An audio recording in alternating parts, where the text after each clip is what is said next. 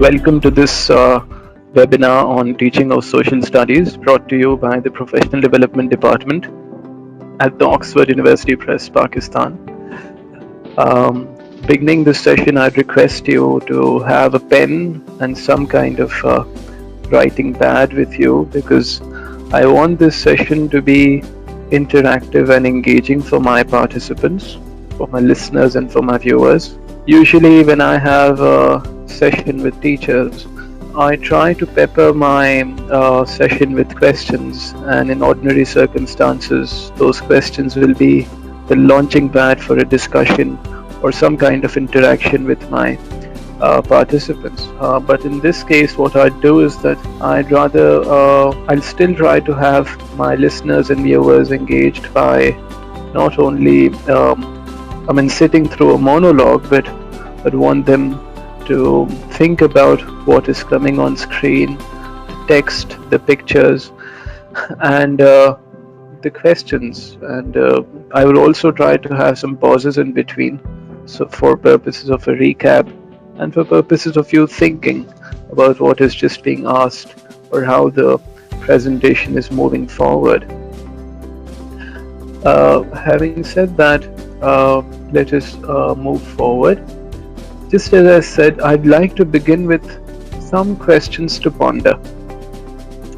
In the case of this subject, social studies, I'd like you to think about what we mean by the term social studies, or what does a subject like social studies usually encompass. It is a subject which is being taught globally for decades, if not centuries, part of the school curriculum across the entire globe and in Pakistan as well, and it brings with it a number of subjects under the umbrella, so it is interdisciplinary. So think about it.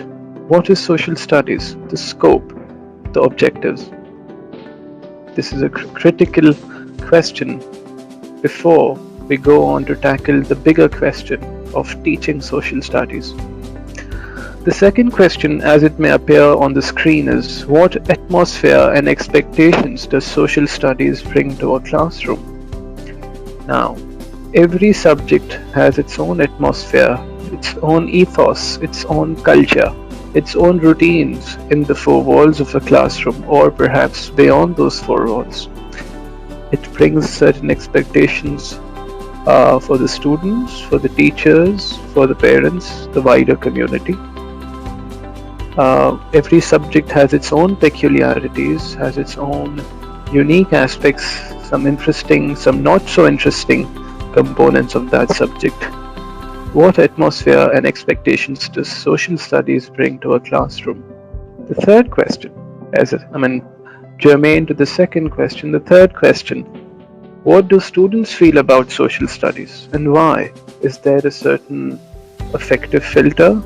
Is there a certain interest in certain components of the subject? And if yes, then why? As I said, social studies is an interdisciplinary subject which encompasses or borrows content from various different disciplines, namely geography, history, civics, or economics, even political science and governance, or as we know it in 21st century or late 20th century, from human rights, which will borrow from the law or the legal sphere. What do students feel about social studies and why? Fourth question, what do teachers feel about social studies? And again, the question, why? Social studies has been there for quite some time, and generally students, teachers have certain expectations of this subject. Some may like it, some may dislike it. Some may find it to be quite dull and boring, while others might find it to be quite informative and knowledgeable, full of knowledge, which helps them understand a lot of things around them. With these questions, let us go forward. Now, in a usual setting, what I'd do is that I'd have an introductory activity. As you can see the bullet points on the screen, I'll have a chit containing a topic from a typical school syllabus. Each chit will be containing a topic, and I'll request my members of the audience to discuss the relevance and reasons of why we teach that particular topic. Is there a relationship between the topic?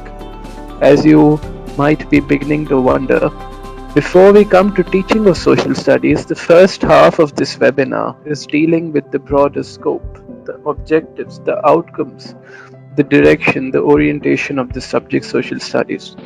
And I am hoping that my participants, the listeners and viewers over here, would begin to think about social studies in not a rather non-conventional manner, but in a more profound and a fundamental manner. Something which I feel we usually miss out in our schools. Uh, I feel that is very crucial as teachers and as school leaders or as subject coordinators. We need to think about and engage with our subject at a more fundamental level. So these questions are moving forward in that direction. Just because I could not have it in a physical setting, what I've done is I've brought some sample topics from a social studies curriculum, and you can see those topics on the screen. You have the Indus Valley Civilization, weather and climate, human rights, the Roman Empire, struggle for independence. I'm referring to this in the Indian subcontinent perspective. Then we have Muslim Spain, First World War, plains and rivers, colonization of the subcontinent. I'm referring to the British colonization, and finally cultures of Pakistan. Now apparently these are disparate, perhaps even disconnected topics, but this is how the scope of social studies has been. I mean, as far as our country is concerned, but also globally, you have a wide array of apparently disconnected topics, and all of them are coming under the umbrella of social studies. One might think, why we teach them, and is there a relationship between them, and how are they relevant? Again, as I said, before we go to teaching of social studies, it is very important to understand the content, the scope, the orientation of social studies in general, and that would give us the right platform, the right mindset to approach this subject with hopefully a better pedagogical approach as well. Let's go forward. Is there a connection? But before that, and this might be the unfolding of what I'm trying to do over here. With these questions, I want to situate social studies within our broader educational experience, the longer educational journey, which is the journey of the student in a school setting or going right up to university, those 12 to 16 years of educational 12 to 16 years of an educational journey. I want to situate social studies within that journey. I want to transform, or I'm hoping that we could be able to do this, transforming our perspectives about approaching history and geography, which is of course a very fundamental part of social studies. And finally, I want to familiarize my participants with different components of social studies teaching, which is of course the second half of this webinar. Going forward with those questions related to social studies, the atmosphere, the expectations, and going forward with what I had over here, sample topics for thought, the relationship and relevance of why we teach what we teach. I'd like to bring John Dewey to your focus over here. As you might be aware, John Dewey is a very big name as far as education is concerned, especially in the North American context. He has his contributions in other fields and other disciplines as well, but of course in this particular context we are borrowing from John Dewey for purposes of social studies. And I'm hoping that what John Dewey would have to say would begin to help us weave the different threads which straddle along together in the area of social studies. Now, John Dewey, 1966, warned about how history and geography had lost their educational purpose if, as frequently happens, social studies are reduced to compilations of information. Unfortunately, this is absolutely true in at least our school settings. Our kids are forced to rote learn, memorize loads of information and reproduce them in their assessments. And of course, the best reproduction gets the best scores, the best grades, and that is considered an educational achievement. But over here, the great American thinker is worried and is quite apprehensive about this entire scenario, that if history and geography are just reduced to becoming just compilations of information, they have in their true essence lost their educational purpose. Instead, he insisted that the function of these subjects is to enrich and liberate the more direct and personal contacts of life by furnishing their context, their background, and outlook. So, the first half is, of course, John Dewey's fear that these subjects or social studies is losing its educational purpose if it's just about memorizing information. And the second half is that he is giving us the function of these subjects, which is basically to ensure that the kid or the student engaging with social studies is beginning to understand his context in a much better manner. The context is furnished, and the background, the milieu, the climate may be the intellectual climate, the social climate, the historical climate, the climate in which the child or finds himself or herself, that begins to become a bit more sharper, refined, and social studies as a subject is illuminating that for that child. For John Dewey has this purpose, this function in mind for social studies. If I may recall over here, we started with that subject, these questions related to the subject. What is social studies? The expectations, the atmosphere. You may see that I am gradually beginning towards not exactly giving objective answers to that, but I am moving in that direction. A key function of this subject is to help us understand our context, the background in which we are coming directly in contact in our everyday lives. I go forward, elaborating further on that, elaborating on Dewey.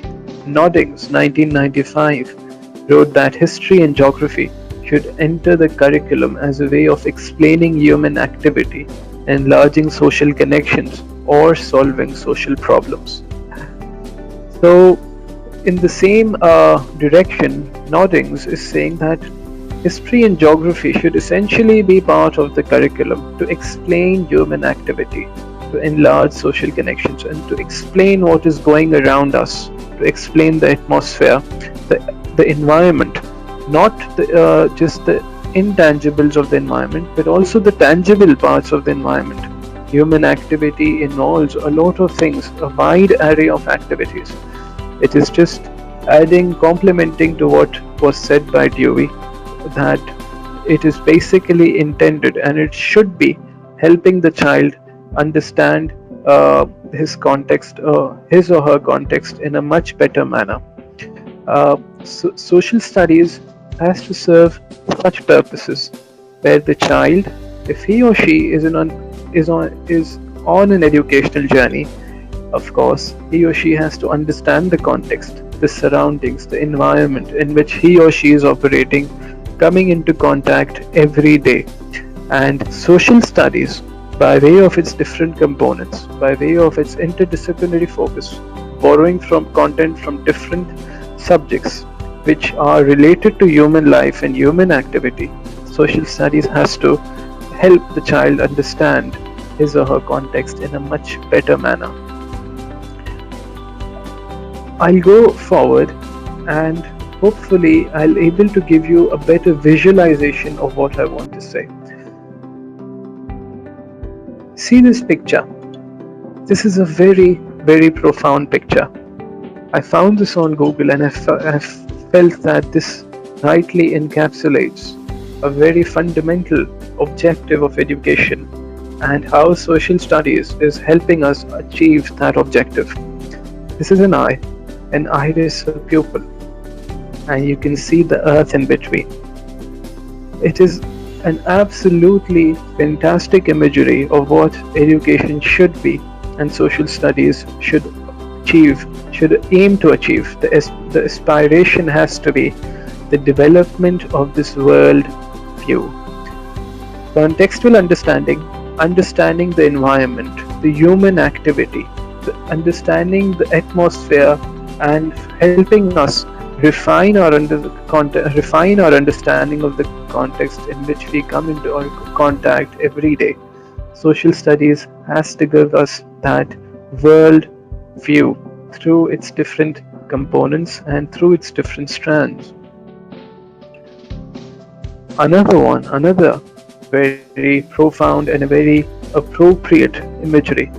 Social studies, through its different components, its different topics and subheadings, has to be the window to the world of how we look towards the world outside. As you can see, this is a window opening to the horizon over there, and the view is quite evident over there. If I was to recap, see, social studies has to be about developing the worldview, cultivating the worldview, and social studies has to be a window to the world. If you look at it, a very fundamental objective of education is to develop worldview, or what in German language is known as Weltanschauung. Of course, if you have 16 to 18 years of education, it is not just about doing accounting good. It is not about being good at arithmetic and being good at numbers, or knowing about gravity, or knowing just about, let us suppose, something in biology. It generally has to do with the development of your worldview, knowing the world around you, knowing the context, knowing the milieu, and social studies is serving a very fundamental objective of that education.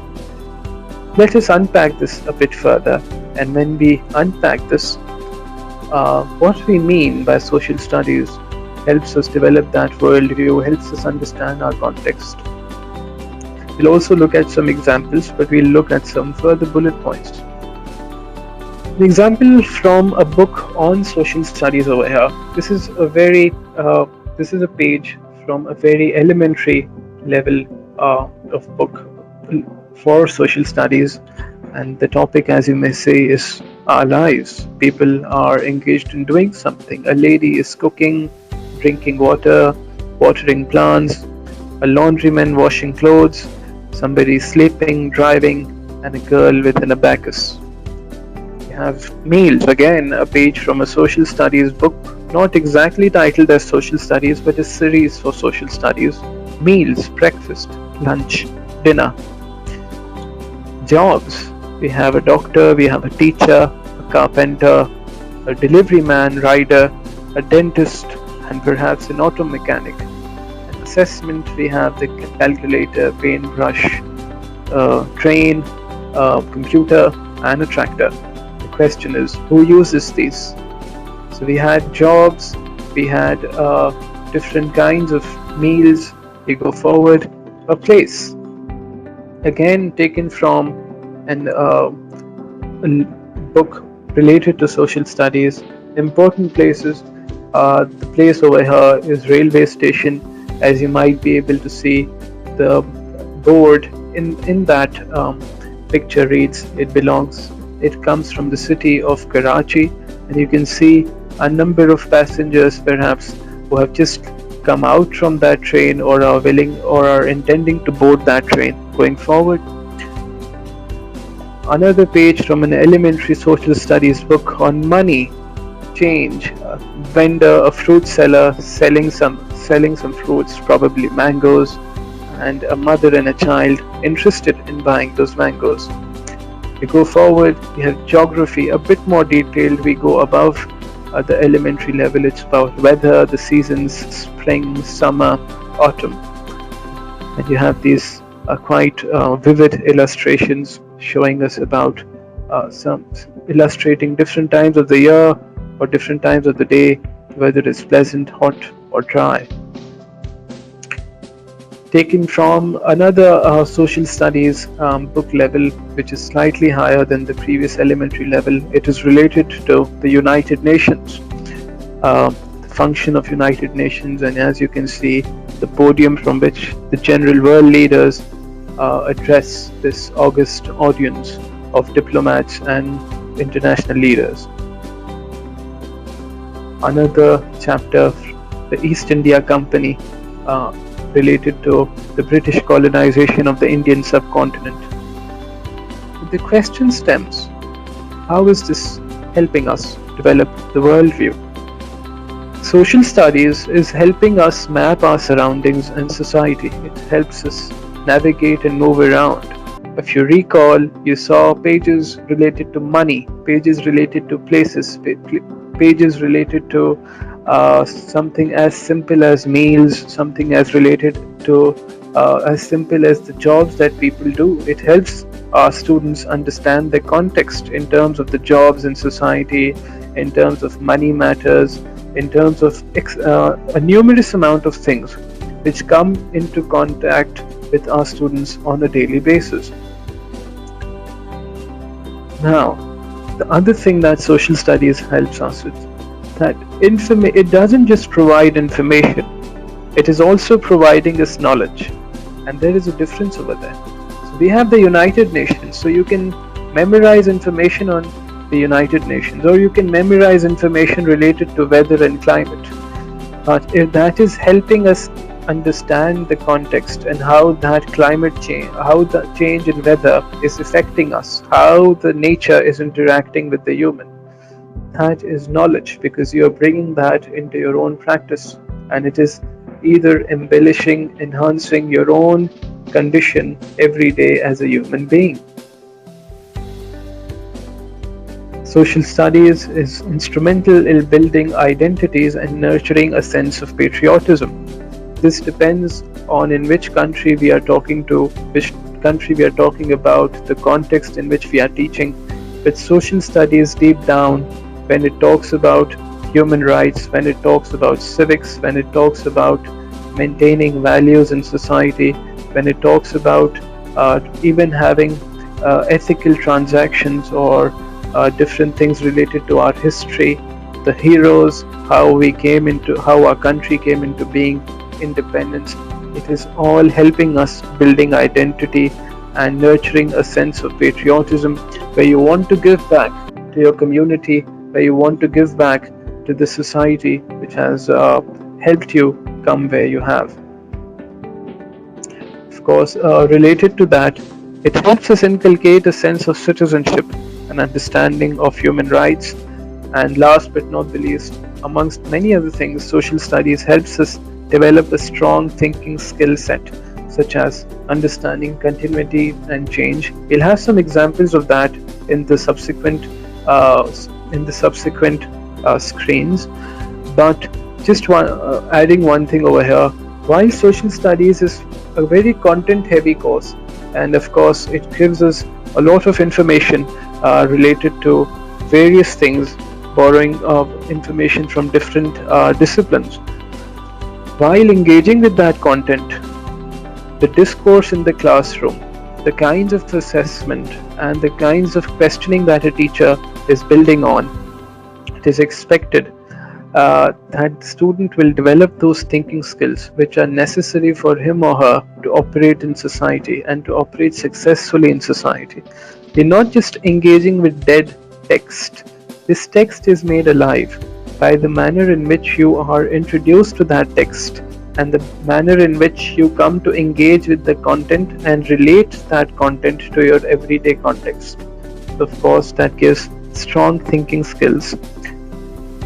Moving forward, very important skill from social studies is reasoning. You begin to understand, or if not understand, you begin to develop that habit of the mind where you are locating reasons for events that happen, events that take place. You understand causality, you understand cause and consequence.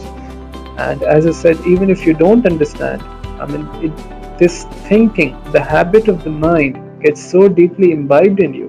Or ideally, when you finish a social studies course, by then this course should have given you that habit of the mind where you locate reasons and you look for why things happened and the antecedent to anything of which becomes significant in history.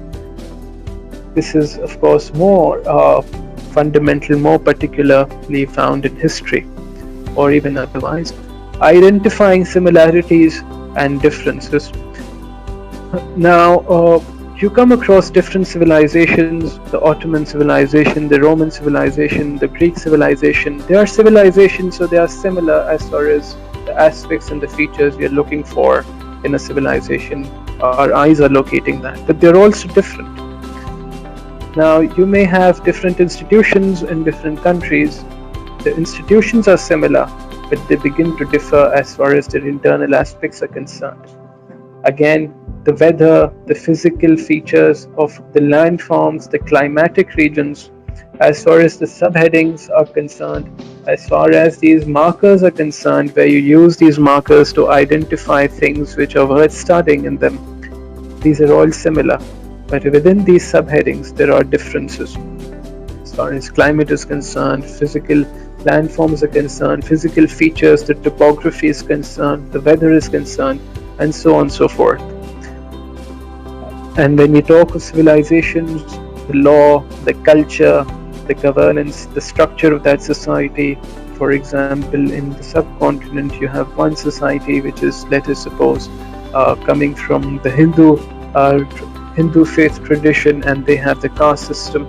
The other one might be the Buddhist faith tradition. They may not have that caste system. So they're similar as far as cultures or that the subheading of a civilization or a culture is used, but internally there are differences. And of course, analyzing continuity and change.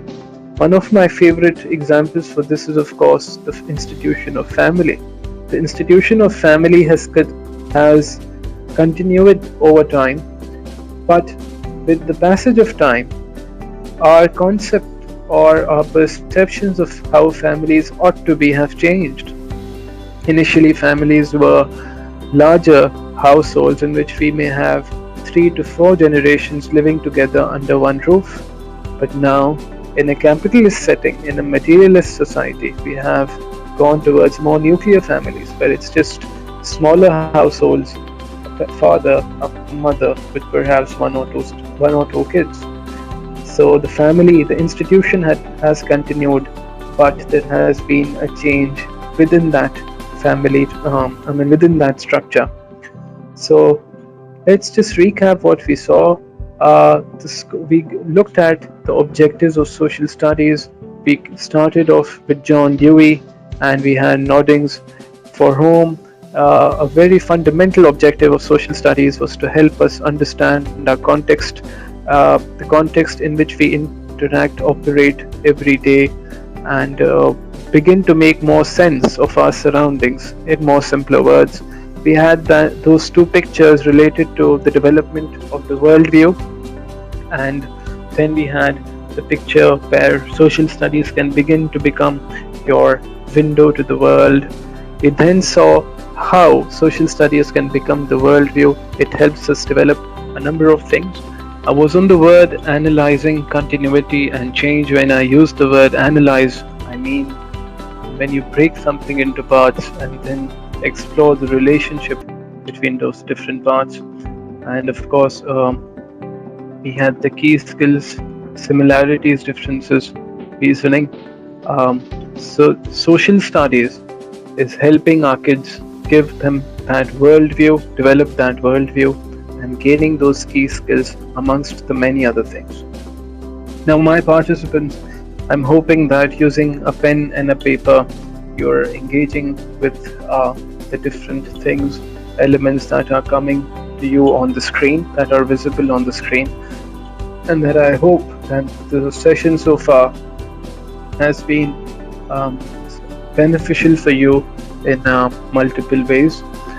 I feel that this is the mindset, understanding the outcome, understanding the objectives of this subject and the scope of the subject, which is very essential for our teachers of this subject.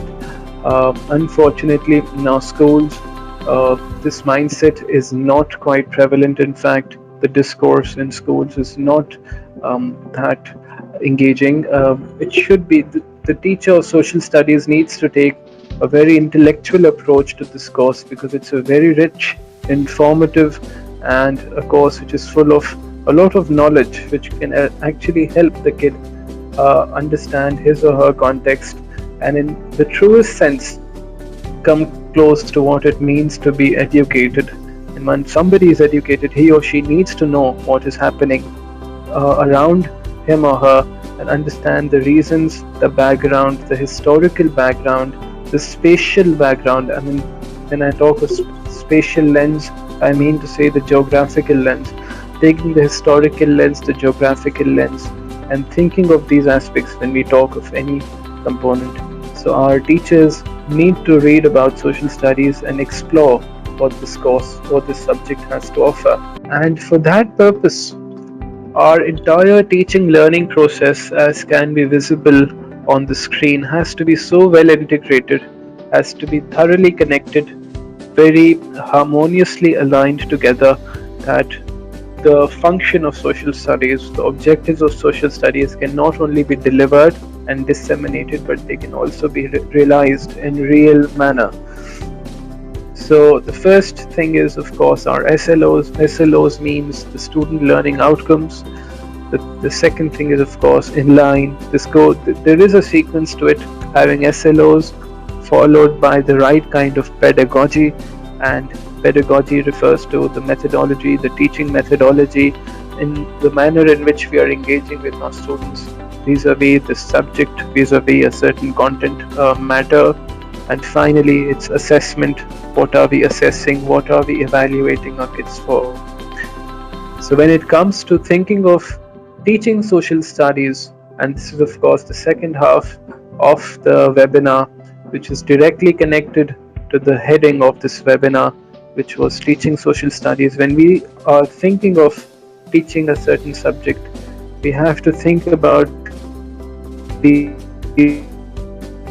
three big headers. What is it that we want to achieve? How would we go about it? What would be our pedagogy? And how would we ensure, how would we check, how would we assess that our kids have actually traveled the path, have actually measured the distance that we wanted them to undertake? First things first, we need to give a purpose to our students. Talking directly of SLOs, we need to have this objective that our kids need to develop that worldview, need to get those skills, understand that context, and be educated in the fullest sense of what it means to be educated. So we need to communicate these purposes to our students and give them a purpose to why they are studying what they're studying. They should be able to see the relation topics of social studies, whether it's rocks, landforms, plains and rivers, whether it's the British Empire, whether it's the Romans or the Greeks. All of these come together in a harmonious fashion to become that they're just like the different chips of a puzzle, which come together in a very coherent, consistent manner to give us that full picture that puzzle has to reveal. If we just see them as isolated topics, they're just a chip lying idle and lying disconnected to the big picture. The big picture, which is developing that worldview, is the whole which comes together when we begin to see the relationship between these otherwise isolated topics, whether it's the Romans, whether it's the Greeks, whether it's the Indus Valley civilization, or whether it's rocks, plains and rivers. So our students need to be shown that there's a purpose why they're studying these topics. This is a direct answer to one of my earliest questions, where I gave you those sample topics and why were we studying what we were studying and how are they related. And of course, share with your students the wisdom behind history and geography. So, which is of course the two main topics or headers under social studies. So with our students, we need to first and foremost establish those SLOs when we are planning our subject and when we are planning to teach the subject. And then those SLOs, not topical SLOs, I mean the subject needs to have a destination. and the destination is development of that worldview, cultivation of those skills. Those SLOs need to be communicated to the students in an age appropriate language. Why we study what we study, what is the rationale behind what we study. After that, we as teachers need to think about of which reach us. We need to have, we should not just accept, we should not just accept the sequence which is usually given to us in the beginning of a book, in the beginning of the book, which is of course the content topics. We need to think through them, and when we have those SLOs in mind, when we have that in mind, we need to think through them, that how would we go about selecting, making the chronology or the sequence behind those topics. So we need to choose the topics in the right sequence. What would help? Would it be the earth first, or would it be something related to the creation of the country, something related to the struggle for independence? And why? Again, it's not just why we are teaching what we are teaching, why we are teaching in the manner, the sequence that we are teaching. We are thinking through our pedagogical decisions. If I had a typical session and my audience was in front of me, I would have given them a handout, and of course that handout would have a table similar to what you see on your screen. It would have been a screen. It would have these three columns, and these three columns would be the three big questions that I have for my teachers. The sequence of the topics that you would like to teach and why. The reasons. So the second one is reasons for placing them at this position. And the third one is, of course, the aims that need to be communicated to the kids in the age-appropriate language. Why would we do that? We would do that because we want to think through our pedagogical decisions, and we want to ensure that we are actually engaging with our content in a very active and a very rational manner, rather than just accepting the content according to the list of topics in a particular syllabus, in a particular book. We need to know what would work best for our kids in that particular context with its own peculiarities. So I'll just give you a plain recap over here as far as our teaching approach is concerned. First and foremost, we need to have a set of aims, which would be the destination of the subject, and though the destination itself needs to be communicated to our students, and the wisdom behind this subject needs to be communicated, so that they can see the rationale and the rationale and the wisdom behind this. Second, we as teachers need to be quite active and rational about our own pedagogical decisions. Not only why would we teach what we teach, why would we teach in the particular order that we teach, and how would we communicate that to our students. Coming a bit, making it a bit more narrower and sharper, we need to engage our class. I've oftentimes observed that social studies classrooms are classrooms where a teacher is engaged in a one-way traffic, where the students are just listening, where the students are just expected to be passive recipients of the information that is flowing in from the teacher. It's just a jug and a mug combination.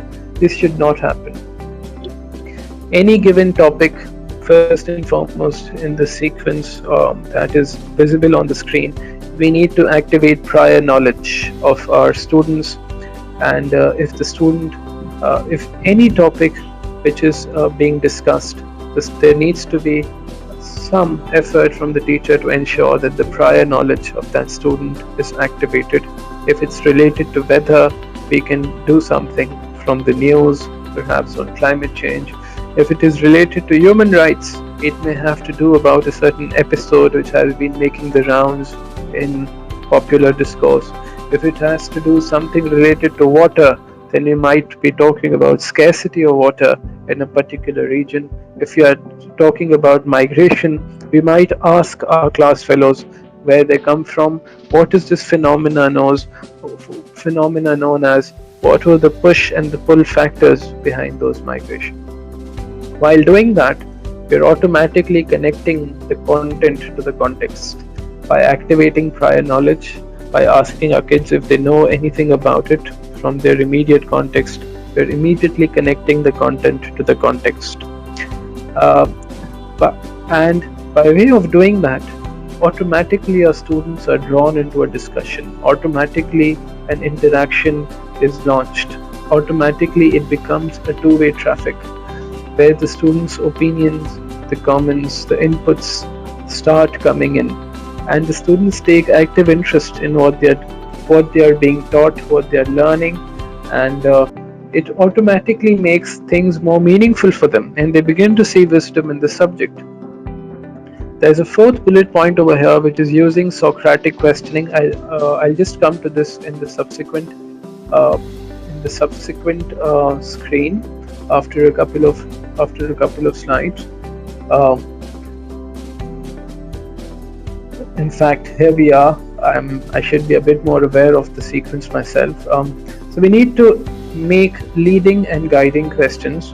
That was what I was referring to as Socratic questioning. Socratic is coming from the Greek philosopher Socrates, who was known for his dialogue, discourse, and habit of questioning. And by way of questioning, he was eliciting responses, and those responses was helping him weave information and knowledge in a certain manner through which it was possible to deduce certain generalizations, certain rules of thumb. And that was new learning for his students and the people around him.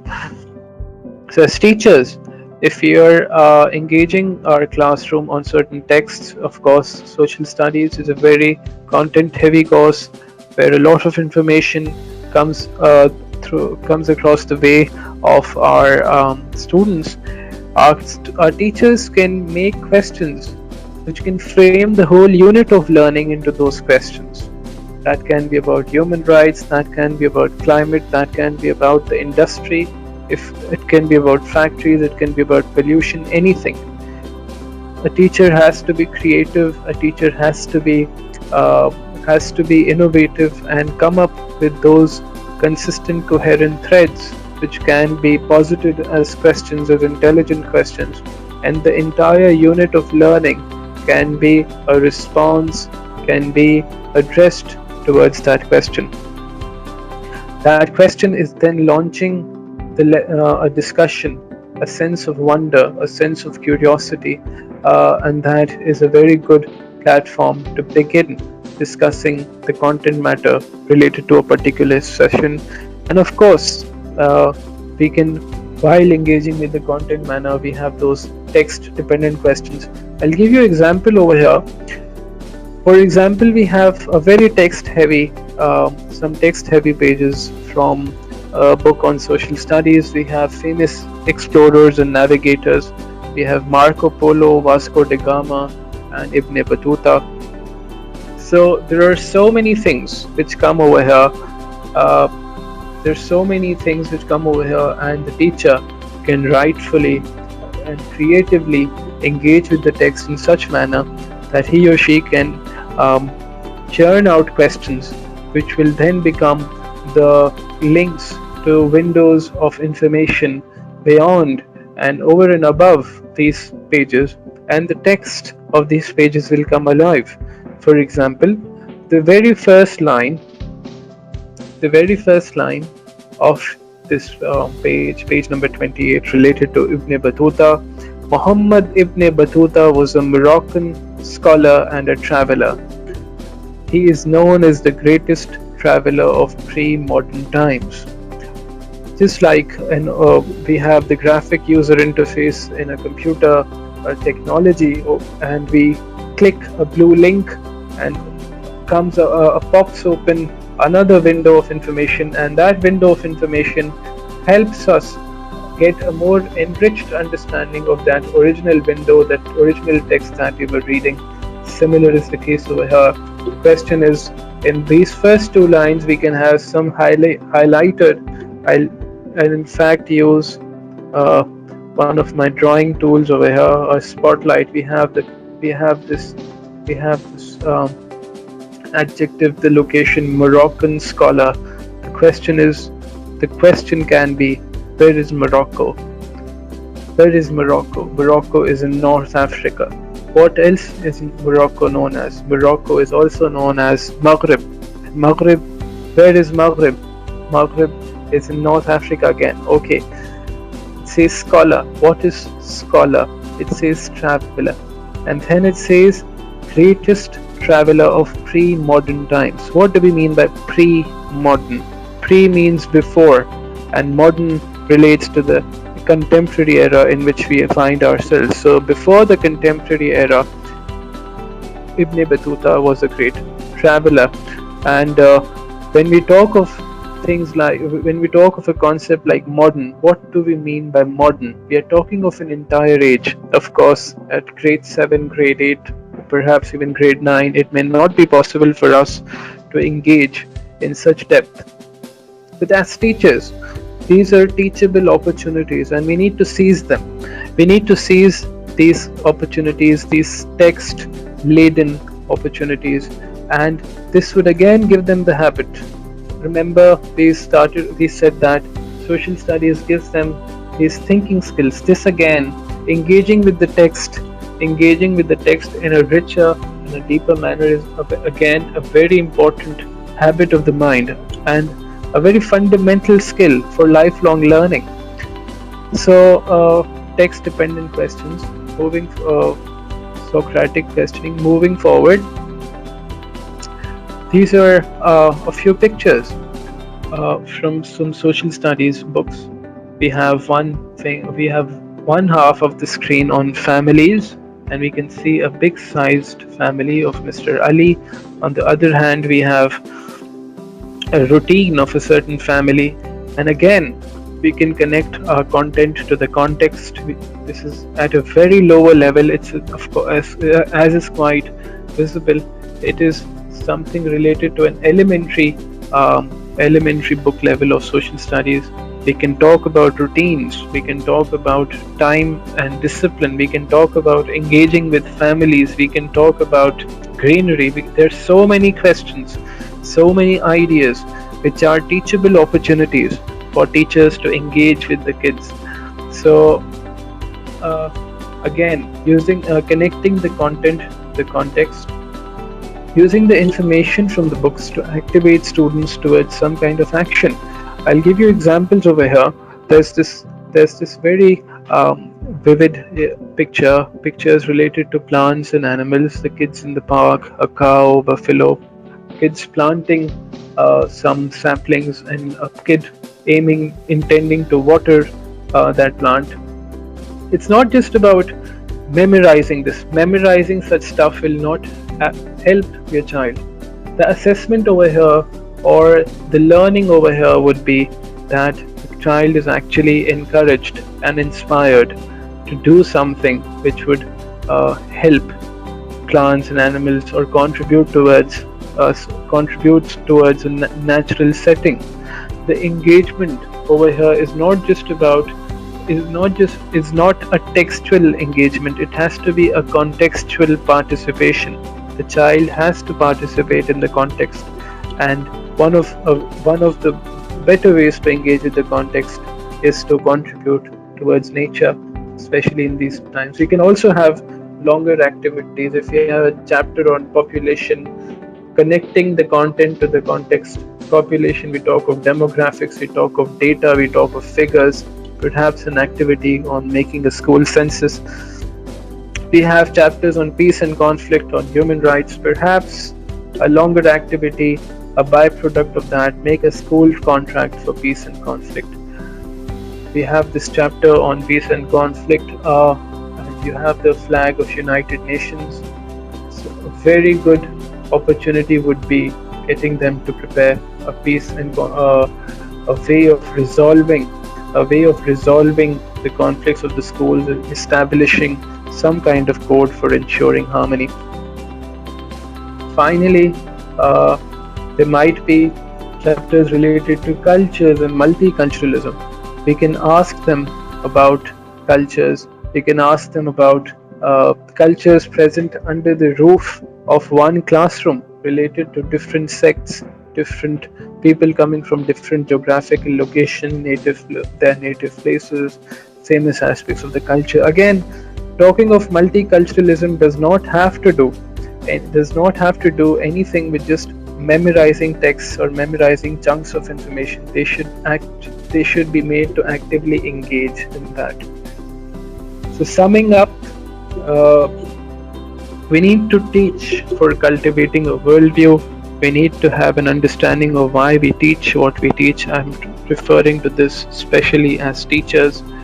We need to communicate the aims and wisdom to the students, move beyond the lecture style, focusing on questioning and inquiry, supplementing reading with activities. I gave you some examples of those activities, connecting the content to the context, and providing opportunities for student participation. We should not have a one-way traffic. It has to be more than that.